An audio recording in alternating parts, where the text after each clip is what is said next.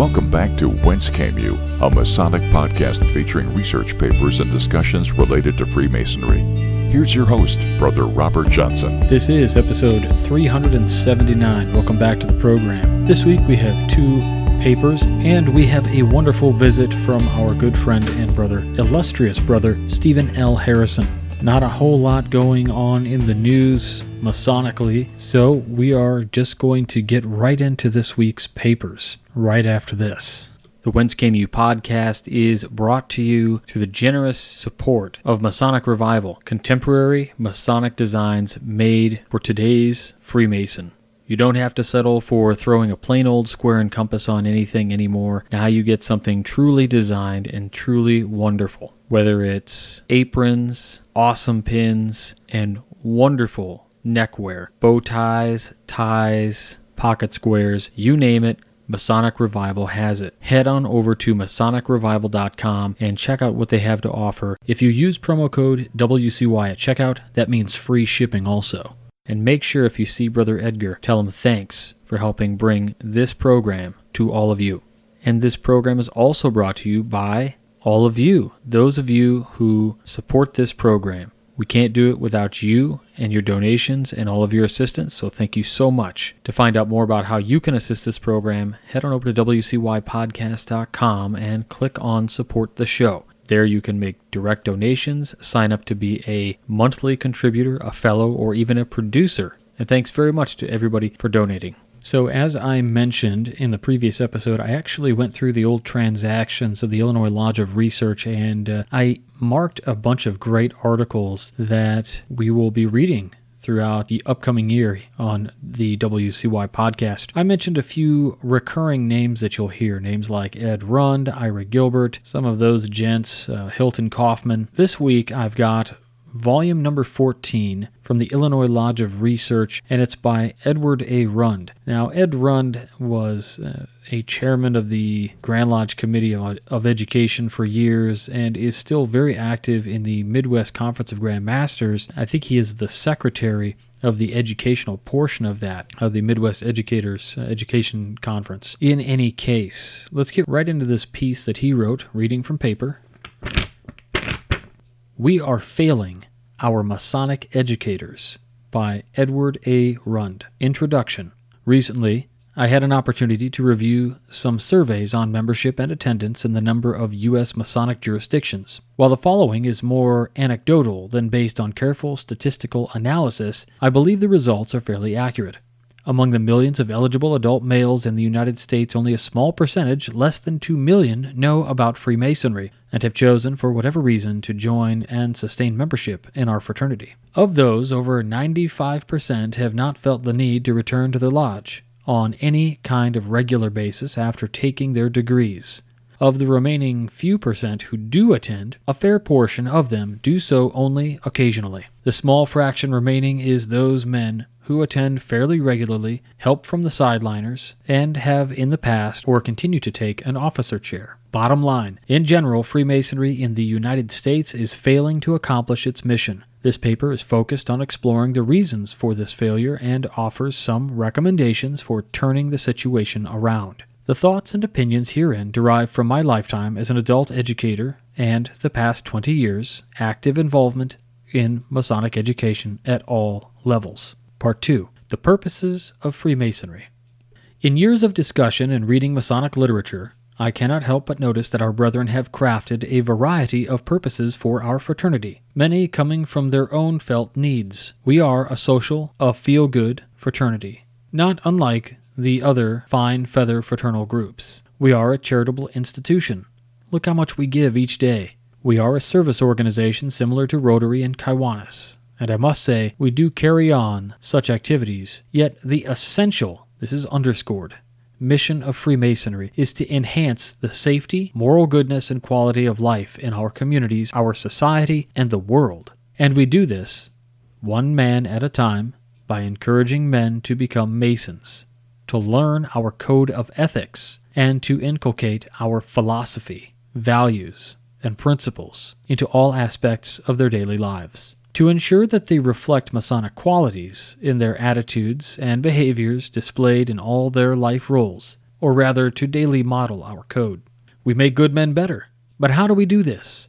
Is it simply by putting them through the degrees or hoping or assuming they will take the lessons to heart? As an adult educator, I must say the chances of reshaping a person or person's behavior based upon those experiences alone are practically nil. We needn't worry about the age-old dilemma of whether we are to change one's attitudes and behaviors that will follow, or approach it from the reverse. Current educational research suggests that these life aspects are quite interactive, and as such, we should target the whole person by providing the cognitive input, both Masonic instruction and the resources for his own learning pursuits, and the opportunities to associate with more seasoned Masons. Through these continuing relationships, we provide opportunities for vicarious learning and practicing in a sheltered setting, new behaviors and new approaches to subdue his passions and improve himself in Masonry. We learn by taking in new information, reflecting on it, comparing it with what we already know, and then integrating the new insights into our existing repertoire of skills or behaviors and knowledge or understanding. When these insights are of moral nature and are taken to heart, they are displayed in more ethical values, tolerant attitudes, and caring behaviors. As this begins to occur more consistently when facing difficult situations and choices, we say the person has strengthened his conscience or is building character. Our primitive survival drives bring forth certain feelings and actions early in life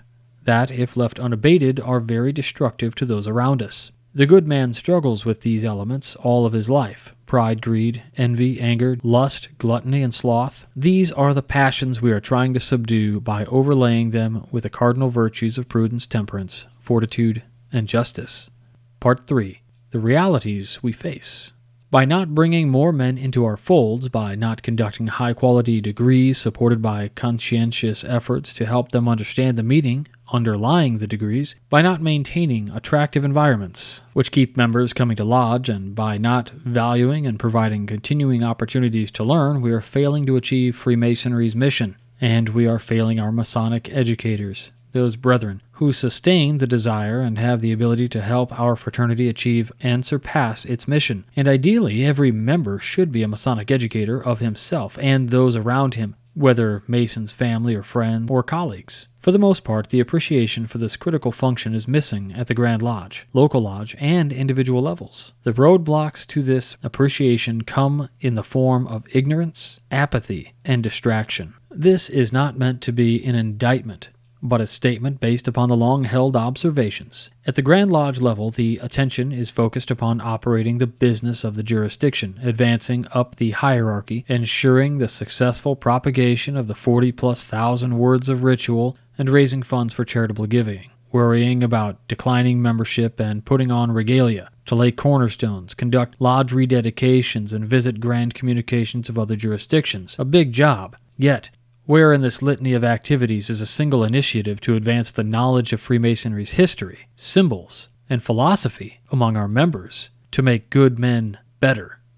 At the lodge level, the attention is focused on worrying about declining membership and attendance, operating the business of the lodge, trying to conduct adequate degrees unless there is a handy all-in-one-day program, writing checks for charity, and, oh yes, having enjoyable fellowship. Lodges are caught in an activity trap that becomes more painful as the active membership continues to decline. Again, where is the effort aimed at educating our new and seasoned lodge members? Most grand jurisdictions have created or borrowed commendable Masonic education programs for new candidates. While lodges speak about having short talks at the end of stated meetings or conduct the occasional after-dinner educational program, some jurisdictions make correspondence programs available to members as well as recommend lists of appropriate Masonic reading materials. But where is the leadership that makes use of these educational materials? or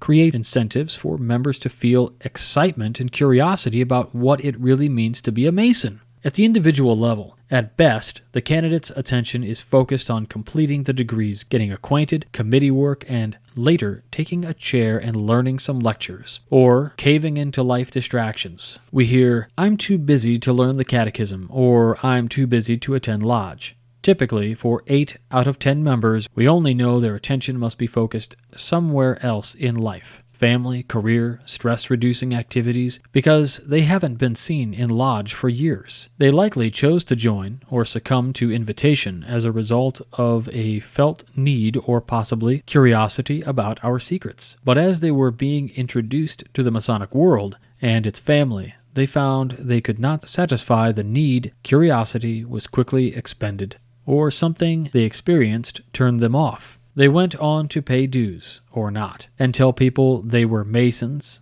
without having the slightest idea of what that meant beyond wearing a ring and a lapel pin. So there we have it. The ignorance of how to achieve our mission, the apathy that precludes truly educating our new members, and the distractions with and beyond Masonry at each level that keep us from valuing and consistently educating our membership and, yes, the public. Part 4. Some recommendations. How often have we heard the phrase, "We do that which is important to us"? If something is valued, satisfies a need, or is just enjoyable, we'll put the time and the effort into it. So how do we help Masons find value in Masonic education?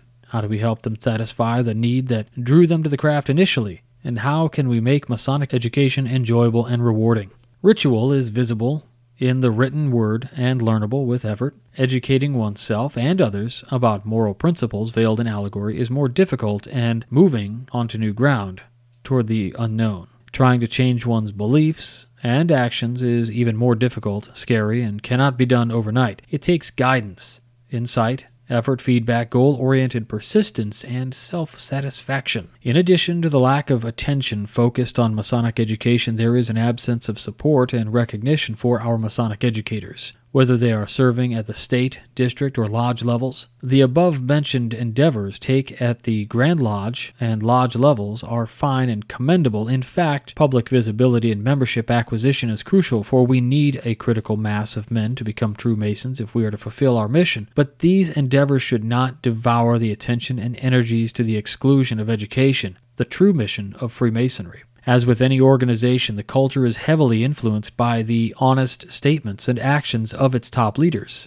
So the effort to rebalance the role of Masonic education must begin there and be followed at the lodge level with the master and his officers. Along with increasing the value we place on education throughout a member's Masonic career, Grand Lodges and lodges need to reach out to the brethren who are or could be interested and have the capacity to take on an educator's role. We then need to support them and encourage them, along with recognizing and rewarding them for their efforts and accomplishments. Look at the emphasis and status we place on a district deputy and on a grand lecturer. Is it unreasonable to envision a proficiency or competency learning experience for Masonic educators culminating with that special metal pin or apron? In the ignorance, apathy, and distractions at each level, we have lost our perspective on the critical importance of educating our Masons and in supporting their self-directed learning efforts. We need to make Masonic education job one. And might this not be an important role for the Midwest Conference attendees to take on in helping their respective grand jurisdictions rethink their position on the real value of Masonic educators and what it means to the future of our fraternity?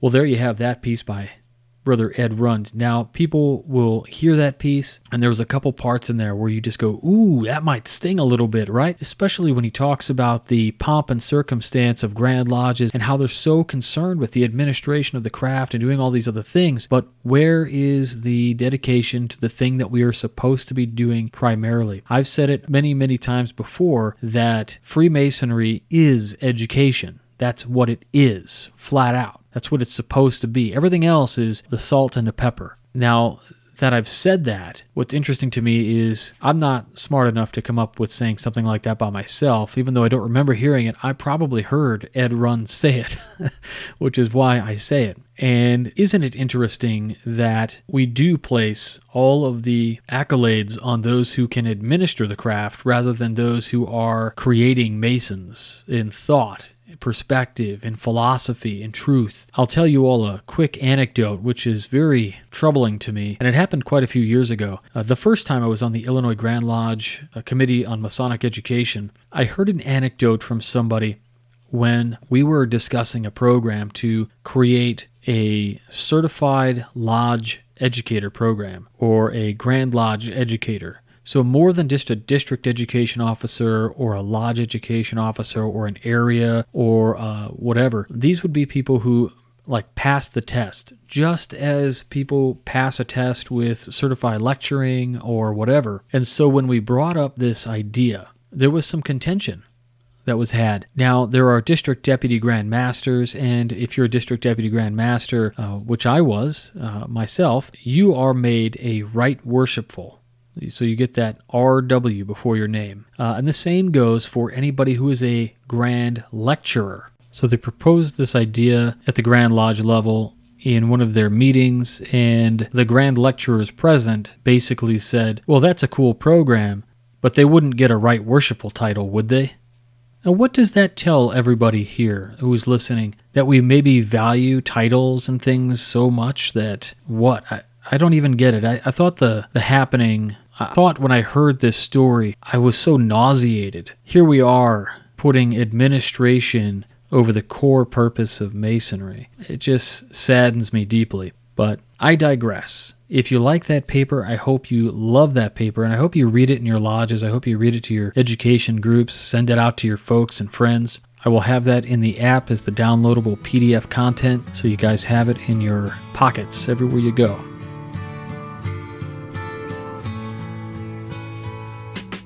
I love the Masonic Roundtable. It's a part of my weekly viewing fare right behind the Curse of Oak Island, where we learn how Freemasons buried a treasure that isn't there, and how the discovery of a broken mug caked in mud proves the Knights Templar founded Freemasonry. Between commercials. I rarely watch the Roundtable live for two reasons. First, they never read my online chat comments on the air. I'm really put off when they can't see when I sign on and say, I'm sorry I'm late. I had to let the cat in. Doesn't add to the show. But mainly, it's because the show airs past my bedtime. So back in the day, not too far back though, the show aired on Tuesday evenings. Since I don't listen live, my habit was to get up early Wednesday morning and watch or listen with my morning cup, make that pot of coffee. And now they've moved the show to Thursday, and I have to wait until Friday for my midweek dose of Masonic elixir. Somehow, by doing this, the Roundtablers have extended the time I have to wait for the show. They have, in effect, warped space and time, a feat that might seem impossible to the profane. But these guys are, special. Freemasons can do that kind of thing, but only when they're not too busy running the world. That's our primary responsibility. Noblesse oblige. Those of us who are squires and knights can get a quick Roundtable fix during the week. But the extra wait for the big Thursday show can be excruciating. You might argue that I'm wrong, since the time between shows is still 7 days. That is faulty logic. We slog our way through life until we finally reach that pinnacle of existence, the weekend. There, we enjoy 2 glorious days of freedom from the slings and arrows of our more mundane existence during the week. That enables us to completely refresh our minds as we experience the joy and freedom of being with our families and doing the things we want. In other words, the weekend serves as a sort of cosmic reset. Then, we start the week all over again, and we have 2 extra days to wait for the Roundtable. Therefore, we now have what amounts to a 9-day week. If that doesn't prove the hosts of the Masonic Roundtable are superhuman, I don't know what does. I just wish I could use that extra time more effectively. For the Whence Came You podcast, this is Steve Harrison with the Masonic Minute. Disclaimer. No one from the show in any way prompted me to do this episode, and the members of the Roundtable were unaware it was being planned or produced. So mote it be. All right, a big shout out goes to illustrious Brother Harrison for his work, yet again, home run. Great piece there, especially that you mentioned the Masonic Roundtable. Thank you for that. If you like the way Steve tells a story, then you're going to love his books. So check out the bookstore on the website, wcypodcast.com. Hover over the bookstore, check it out. You can pick up a few of his books. Now comes the point in the show where I ask you to help support this show. How do we do that? Well, we have a bunch of different ways to do that today. If you head on over to wcypodcast.com, you can click on direct donation through PayPal, which we briefly touched on at the beginning of the program. Of course, you can make that one-time donation, or you can sign up to be a monthly contributor. Contributing $2 a month, $5, or even $10 a month, whatever you choose really helps the program out. Of course, we have a limited edition shop where you can pick up any number of items that come direct from us. Help us out by going to MasonicRevival.com, but also we have some other affiliates that are really important. Banker's Best, one of the most unique things we've ever done, is to work with Brother Levi Banker out of St. Louis, who owns his own company called Banker's Best Beard and Skincare. He's been so generous. If you head to wcypodcast.com, click on More, then click on Banker's Best, and you can check out a bunch of the different products he's got. He's got a whole line of beard care products, skin care, oils, balms, all of this stuff, and he has been doing it a long time. He knows a lot about it. Everything is handmade, quality items. We even came up with the King Solomon's Reserve Beard Balm, which is a few years old now, but remains one of the great products that he still offers. Even the artwork on the bottle was done by a brother. The nice thing about this particular product is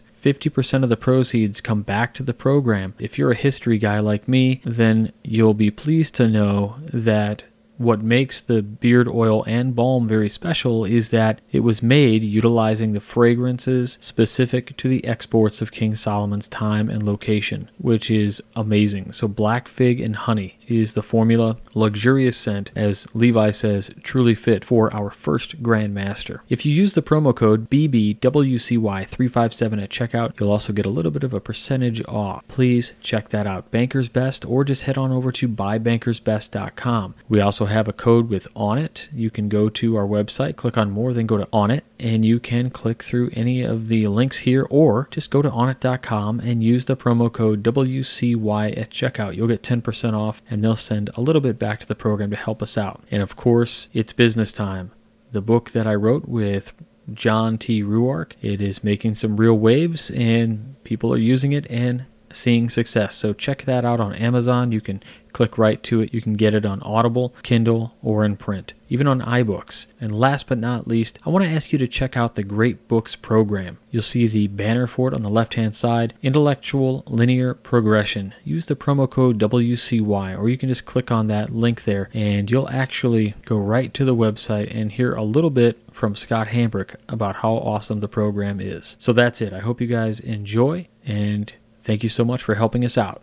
The next piece I would like to read for the program comes from the Midnight Freemasons.com. This one was something that I wrote and published just this last week. So just a heads up, if you read this on the Midnight Freemasons last Friday, then go ahead and skip through it. But here we go. This is this a degree or a dress rehearsal? By Midnight Freemason contributor, managing editor Robert H. Johnson. This is a warning up front. This article you're about to read might make some folks a little upset. I'm whispering good counsel right now in the ears or eyes of all of our Masonic readers, and I say the following with all due respect. From the title of this article, you might have guessed what this is about. Then again, so many are oblivious to the issue at hand. Maybe not. I think the vast majority of Freemasons ought to know what a Masonic degree should look like, sound like, feel like. Let's explain how the typical work night goes, shall we? Perhaps a meal, either before or after, The brothers move to the lodge while a few brothers linger, finishing their conversations or maybe just shaking the candidate's hand saying, "Just relax," or "Hope you're ready." The officers, dressed in their finest wearables, whether tuxedos or Harley shirts and jeans. Brotherly love is in full effect.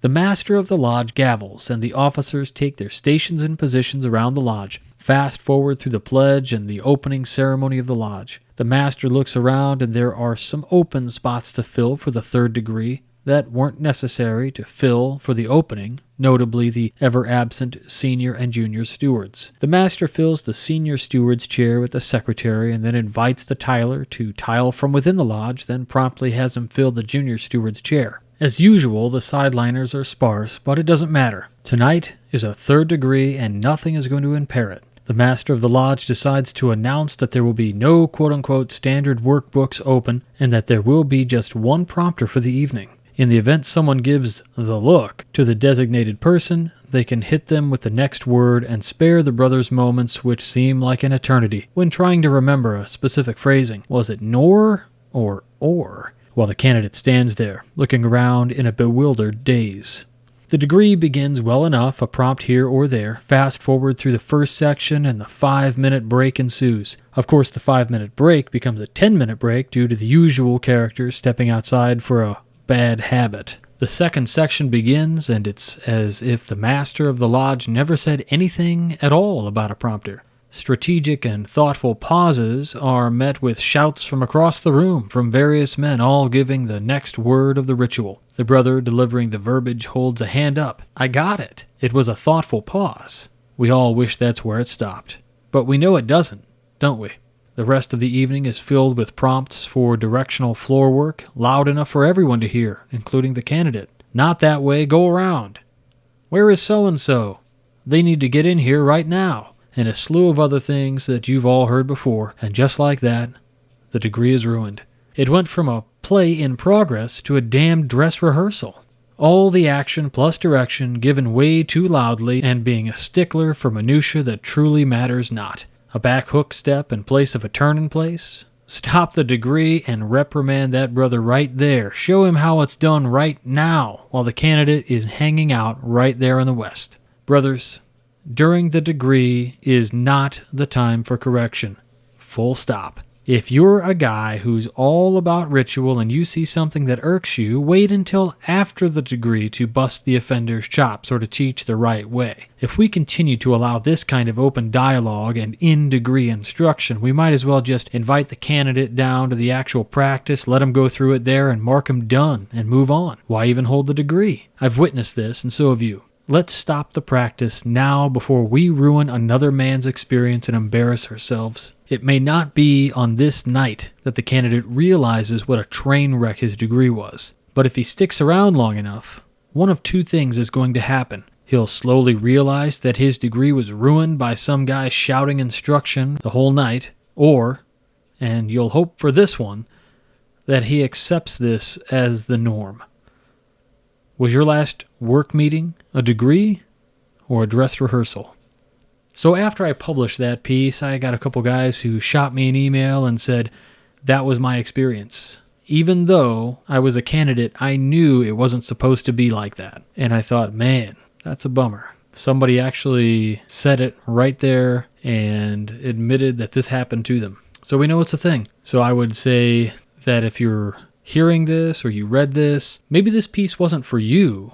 It's not intended to bust your chops. You're not the guy doing this. The idea is, of course, to stop people from doing this. Make a note of it. Tell them, nope, don't do that. That's not the way we're going to do it. It's not about us. It's about the candidate, all those things. But we have to do it. Hi, everyone. This is Brother Joe Martinez from Manassas Lodge number 182 in Manassas, Virginia.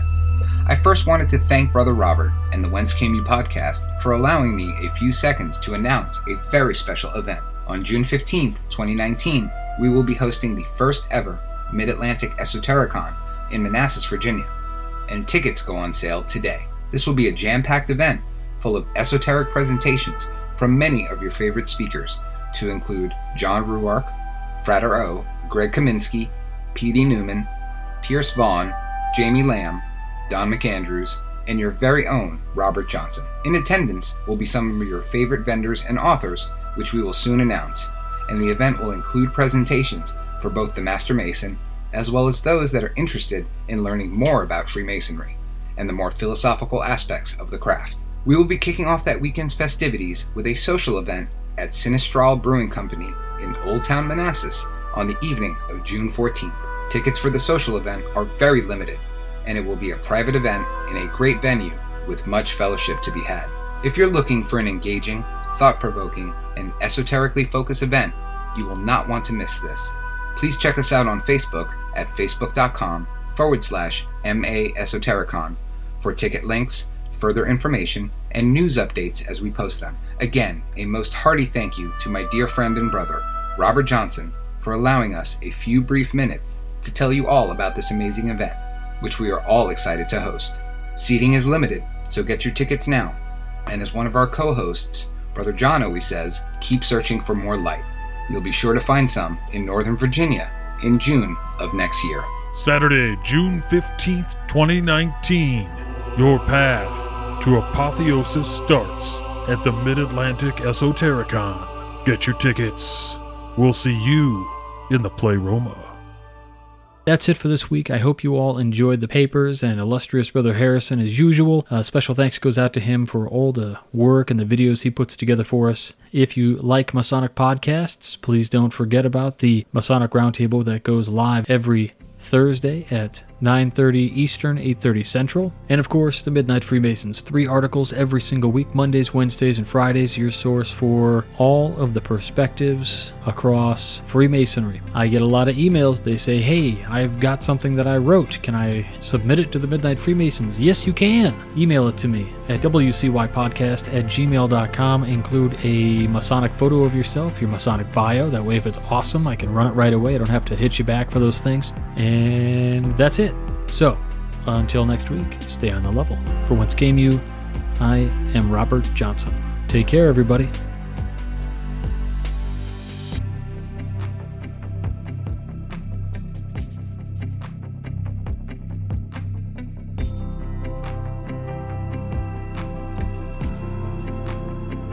You've been listening to Whence Came You, a Masonic podcast featuring research papers and discussions related to Freemasonry with your host, Brother Robert Johnson. Be sure to join us for our next edition.